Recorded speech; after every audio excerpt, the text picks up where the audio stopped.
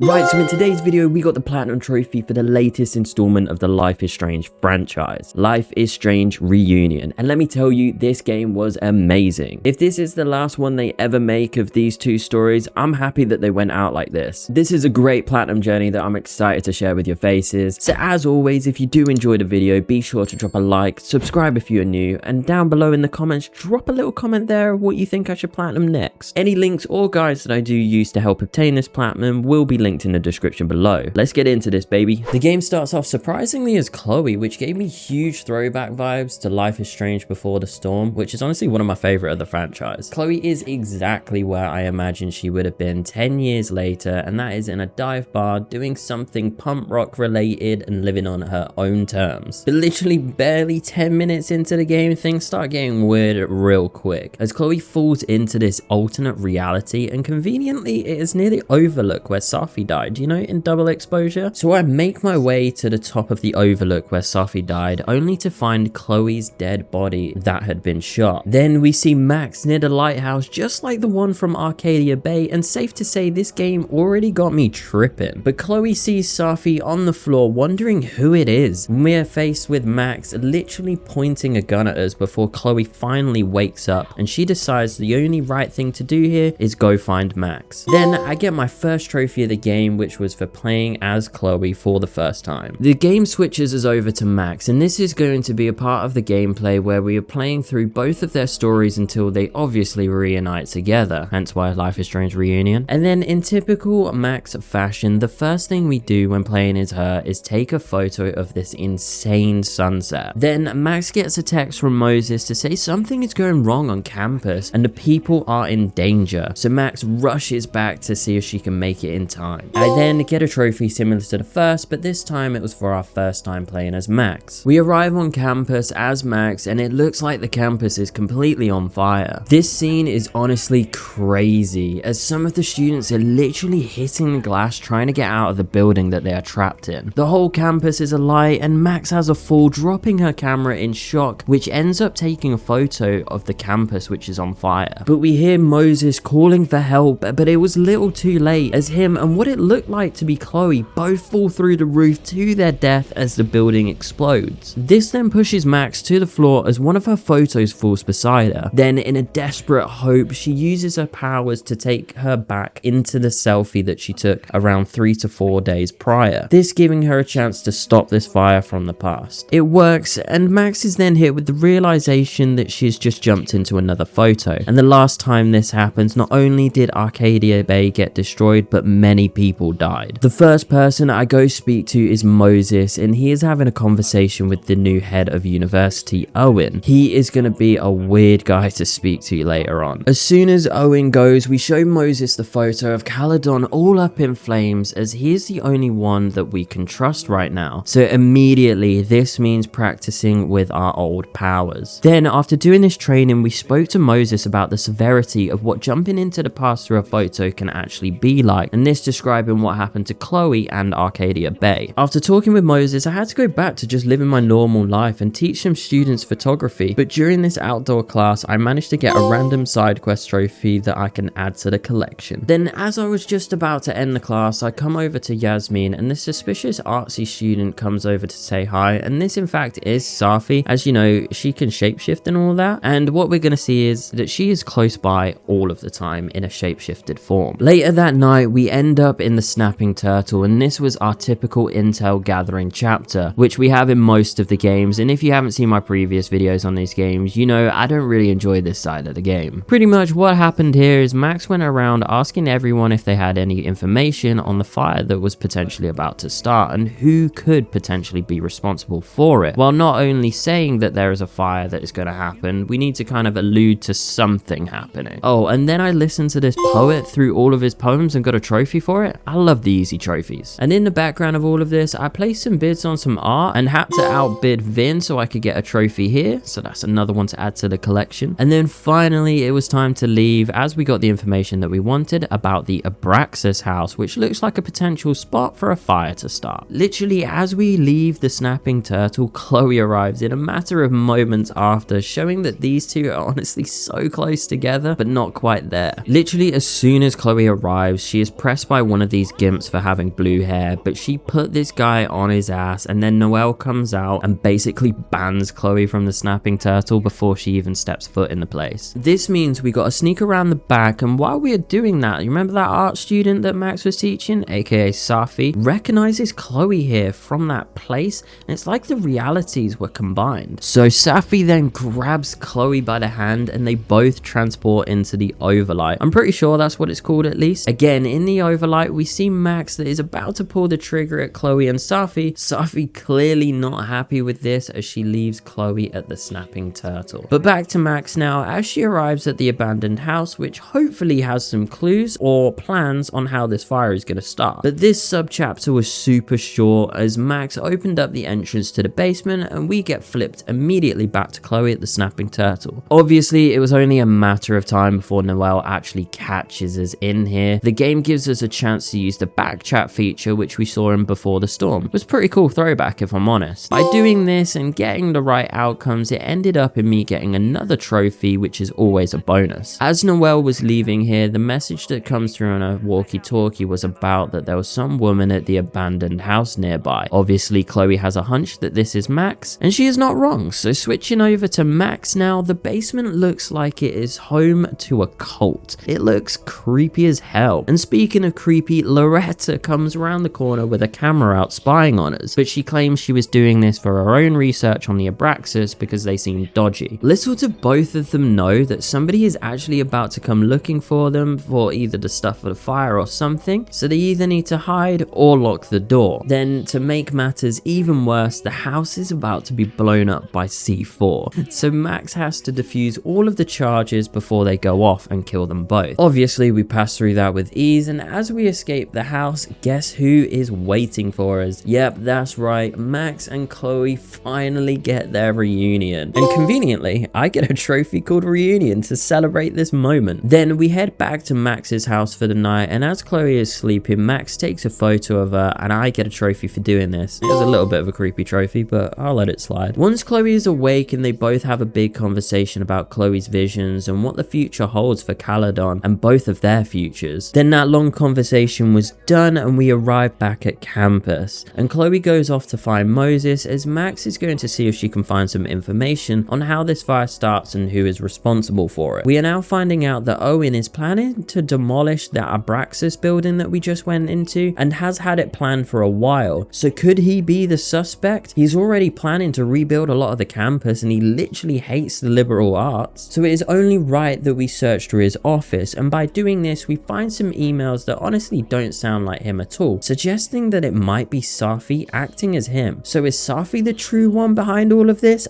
I have no idea yet. There is only one way to find out, and that is by confronting Owen, or at least trying to figure out if it is him or if we are hunting down Safi. Turns out that this was actually Owen, but after searching around we then see Safi again, and right now she is acting as Vin talking to Yasmin. But finally I managed to find this folder that had a note from Safi as she knew we were actually on her tail, trying to get some information, but she sends us over to the snapping turtle to meet her. Before that though, we switch over to Chloe here with Moses, and they are trying to piece together all of the information we have so far about the fire, whether that be the suspects and Chloe's visions and everything in the middle. I think Chloe talking about these visions actually caused her to have one right in that moment as she freezes in the middle of the room, and then we get sucked into the overlight again, but she can still communicate with Moses. In the overlight, Chloe saw a bunch of pictures of her dead before she wakes up, and this is clearly not giving good vibes about what is going to happen in a couple days. So let's switch back over to Max now as she finally gets with Safi face to face, and that is Safi's real face finally, not pretending to be anyone. This was an insane conversation that led to Safi basically saying that Max should let the campus burn because the campus failed Safi of what we experienced in Double Exposure, and in her eyes she just felt that this was right. So after that crazy conversation, I was going through this story, but in the previous subchapter I missed a trophy, so I decided to go back now and get it, and it was was for naming a star that Moses found. So back onto the main story now, and Chloe was talking with Lucas to get some more info on what he knows about Abraxas. Honestly, this game was just a lot of dialogue and intel gathering. But anyways, I managed to convince this dude here that I was part of the riot that was going to happen, and I got a trophy for it, just for winning that backchat experience. Then Max and Chloe hop on this boat and sail off into the sunset. I did actually get a trophy here for these two partners in crime getting away together. This whole scene was just a lot of relationship building with Chloe and Max, which was honestly just quite wholesome. I did get a trophy that I set up earlier on with Moses by making Max a birthday gift and then giving it to her here. After that 20-minute conversation, it was time to dock the boat and get back to work on stopping this fire. First place to head to was the Abraxas house, as there was a party going on, so if anything was going to happen, it would be here and now. Max meets up with Reggie at this Abraxas party, and he tells us that there is some information in the Hall of Secrets, which is the basement. This should ultimately tell us what is going to happen regarding the riots and the fire. So as Chloe, we break into this hidden room behind the wall and then go snooping through some of the things to find these cult looking photos. Oh, and I forgot to mention earlier that Max drinks this weird drink and it is some kind of psychedelic in it, so Max was tripping absolute balls, but she did manage to find her way to Chloe here. Before us leaving and bumping into Safi, who sounded very suspicious and clearly had some information about the riots that she isn't telling us, so there is clearly a threat still lingering, and it looks like we are all still going to burn, but at least I got a trophy that gets added to the collection. Chloe and Max end up in the observatory looking over these photos that Chloe found, and then Max's powers started to do something new, and it is displaying the photos on the ceiling, taking us into the photos without fully taking us into the timeline. From these photos, we find out that there was a kid that went to an Abraxas party many years ago, got spiked with some kind of drugs, and ended up dying at the party. The Abraxas lot then hid the body, and I guess the house explosion is all to cover this up. But anyways, Moses walks in, and giving him a laser light spectacular, I get a trophy for sharing this special moment with Chloe and Moses. The three of us then dove into all of the intel that we had gathered throughout the game so far about the fire and the riots, and then we've got to make a decision on who we think the main suspects are. So we split up now to see what we can do on our own to hopefully prevent this fire. Chloe ends up in the snapping turtle, and I win my final back talk of the game and got a trophy here. This was then instantly followed by a trophy here for making Ren admit he has bad blood with Caladon. Could he be one of the suspects? On Max's side now, she is interviewing Yasmin here, and she is being really cryptic about some things. However, by the end of the conversation, I did choose Vin as the main suspect for Max, as it was related to a trophy later on. The next part of the game was watching our choices unfold, and Ren gets stopped by Noelle, so that stops the fire there as the riots were going on. Then we got a trophy for stopping the fire as Chloe, which gets us one bit closer to that platinum trophy. So now it is Max's turn to try and stop Vin from doing whatever he is doing. We catch him at the Abraxas house, and he is moving that dead body, which is just kind of weird. Then of course, once this interaction is over, I got the trophy for stopping the fire as Max. Back over to Chloe now, and she is having a conversation with Safi, and it looks like here is where the fire actually started. We see that Safi is having a cigarette, and she drops it into the bin and it catches fire, all while they both go into this weird version of the overlight. During this sequence between Safi and Chloe, there was a whole bunch of dialogue about Safi spiraling and causing the downfall of Caladon. However, if you choose all of the right dialogue options here like I did, you get a trophy by the end of it, so that's great, and that trophy is for saving Safi. But now, as Max, we are basically right at the start of the game again, but making those small changes to hopefully save as many people as possible. I make it to the roof with Chloe and Moses, but the ladder we were going to use to get down falls, absolutely screwing us over. At this point here, Chloe is accepting her fate that she is going to die, and everything bad happening right now was because she was meant to die back in Arcadia Bay. So she steps over the edge to try and take an end to this. Clearly, this was a wake-up call for Max, as she uses her powers to get down to the ground so she can save Chloe from the fall, as clearly Chloe was not going to die here. But that's it, the story is wrapped up as we take a look at Caladon burning from where it all began. We saved Moses and Chloe from the fire, didn't stop the fire, but we managed to save those that we could. And speaking of saving people, as there is a memorial going on for those that didn't make it from the fire, I get a trophy for saving everyone possible, just like the hero Max is. It was also my chance here to listen to the last podcast broadcast of the game, which was just one of the collectibles trophies I had to get. And the remainder of this chapter was mainly just talking to all of the characters about what had just happened and what they're going to do next in their lives. But Max decides to go off with Chloe and they want to make up for the lost time they spent apart. Now the story does truly end where it all began, and that is in Chloe's green room here at the backstage of a dive bar, but this time with Max. Of course, with Max being Max, it is time to take one final photo of the game, and I get my trophy here for adding the final photo to the photo wall. Once Chloe is alone here, she finds this letter from Moses which has the selfie that Max took before the fire. This being the selfie that Max could use to go back before the fire to attempt to change things once again. So now it is up to Chloe if she wants to give Max the opportunity. For this playthrough, I decide to burn the photo so they can finally live their happily ever after. And the happy ending is what they get. As always, I'll leave my raw thoughts and opinions to the story before heading into the second playthrough and the cleanup. I really did enjoy this one.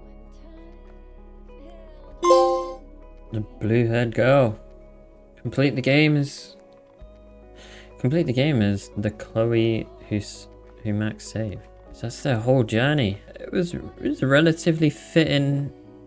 Wow, I just said fitting end as the song was in it. But yeah, I mean, I don't think you could have got much better out of the story of these two. I don't know if we're gonna see I can't even remember their names now from Life is Strange 2. We'll have to see. We'll have to see if there's another Life is Strange game in the future. I know we've got Alex Chen from True Colors. I don't know if we're ever gonna see her again. I have no idea. But this was a pretty good game. I enjoyed it. Definitely enjoyed it. It wasn't my favorite one by far. I just feel like the games didn't hit as hard as the original ones. Like Life is Strange 2, it was like, wow. Like really got me in my feels, and Before the Storm as well, that got me, and obviously the first one was incredible. The latter ones just didn't really get me like that. I felt like all of the evil people didn't hit that hard. Like Jefferson in the first one, that was like, oh shit, okay. But these evil villains, like it was just that random kid who wanted to set up the fire, and it's like,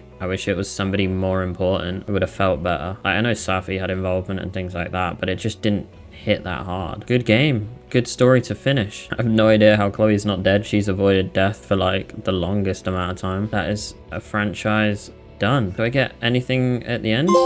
There we go. Partners in Time. Complete Life is Strange reunion. That was a great game. Honestly, it just was a great game. Easy game. Now I've got to play through it again, get the other ending. Let's see how that goes. But yeah, first thoughts on the story. I enjoyed it. I enjoyed it. I'm going to go clean up some trophies and then do the whole other playthrough, and then we're gonna get that platinum trophy, baby. Let's go. No time to waste now with the cleanup as we start it here, and the first one on the list is getting the collectible that I missed as Chloe. Then this was instantly followed by the trophy for getting all of the collectibles in the game. This next trophy I actually messed up for, and I had to spend an extra 2 hours in the game just to get the dialogue options right, so you can enjoy my reaction to that. Am I getting the trophy? Come on. Is this... I've tried to do this trophy so many times. I've actually lost like 2 hours worth of playtime because I've like messed it up a couple times. Yeah, let's go, Slieric. Convince Lucas to leak details on the protest. Let's go. I've only got one more trophy to go. And that's right, there is one more trophy left to get, and that is the one for finishing the second playthrough. So I don't need to talk much through that, and all there is left for you to do is drop a like on this video, subscribe if you are new, and also comment what you think I should platinum next. So enjoy my platinum reaction to the final installment of the Life is Strange franchise, or so we know so far. It might just be an end to these stories, but enjoy. I love this game. Let's go. Oh my god, we're about to get it. We're about to get it.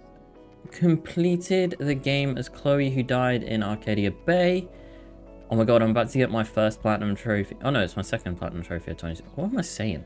Ready? Bang! Life is Strange. And that is all of the Life is Strange games done. Absolutely completed and enjoyed every single one of them. They were great.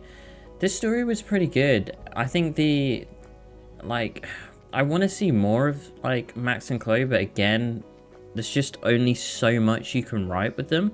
It's like, I think I said in my story reaction, it's going to be interesting to see, like, if we get to see the other characters from Life is Strange 2, or if we see Alex from True Colors or something like that. I'm not really sure. What a franchise. I don't know if this is the last one for good. I have no idea. I didn't even know this one was going to release, and then when it did release, I was like, oh my god, I need to play Double Exposure, and then I've played this.